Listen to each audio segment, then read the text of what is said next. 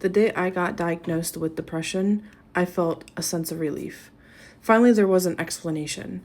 But here's the part that nobody talks about. I was 12 years old. I didn't understand grief or trauma or even the world yet. I had just lost my brother in a car accident, and suddenly I was just told I was depressed. So I accepted it. I didn't question it because how could I? I was a kid. And from that moment on, the word stopped being information and became an identity. I grew up believing this is just who I am. I introduced myself internally as the depressed one. I made decisions based on what somebody like me was supposed to feel, how much I could handle, and what kind of life was realistic for me. And here's the part that breaks my heart looking back.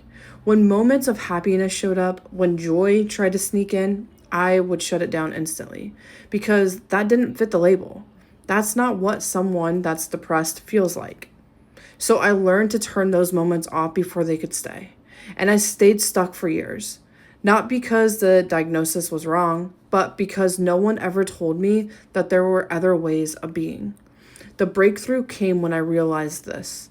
A label can explain what you're experiencing, but it doesn't get to define your future.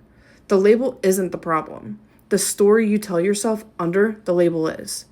Most people stay stuck because they don't understand how to question the story under the label. That's the work I help people do. You're not your diagnosis. You're not your label. You're the person who gets to choose what comes next.